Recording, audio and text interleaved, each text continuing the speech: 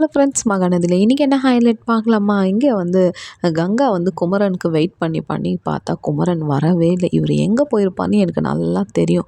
எல்லாம் போய் அரட்டை அடிச்சுன்னு இருக்குங்க. வரட்டும், நான் வச்சுக்கிறேன்ட்டு உடனே சரி யமுனாக்காவது ஃபோன் பண்ணலான்ட்டு யமுனாவுக்கு ஃபோன் போடும்போது யமுனா ரிங்கு போயினே இருக்கா, நான் எடுக்காது.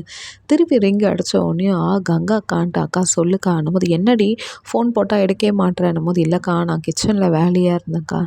என்ன இவ்வளோ நேரத்துக்குன்னும் போது, இப்போ தாங்க நான் சமைச்சேன். என்னடி டைம் 10 ஆகுது, இப்போ போய் சமைச்சேன்ற, ஏன் இன்னும் நிவின் வரலையான்னும் போது, இன்னும் வரலக்கா என்னும்போது, சரி என்ன சமைச்ச என்னும்போது, சட்னி இருந்துச்சுக்கா, தோசை தான் ஊற்றுனேன். ஓ, அதே உனக்கு சமையலா? ஏன்க்கா நம்ம வீட்டில் செல்லமாக இருந்துட்டு எந்த வேலையும் செய்யாத உங்ககிட்ட அடாவடி தானம் பண்ணின்னு இருந்தேன்.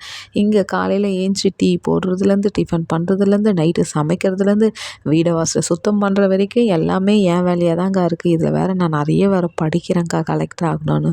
என்னால் மேனேஜ்மெண்ட் பண்ண முடியலக்கான்னும் போது, சரி வாடி நம்ம வீட்டில் தான் 2 நாள் இருந்துட்டு போயேன்னும் போது, ஐயோ அக்கா நான் வரலக்கா. ஏன்டி விஜயை பார்த்து பயப்படுறியான்னும் போது, ஏன்க்கா நம்ம வீட்டில் போய் எனக்கு என்னக்கா பயம்? இல்லை நீங்களே அங்கே எக்ஸ்ட்ரா ஆளுங்களாம் இருக்கிறீங்க, இன்னும் நான் வந்தால் வேறு இன்னும் எல்லாருக்கும் சிரமமாக இருக்குல்லக்கா, வேண்டான்ட்டு யமுனா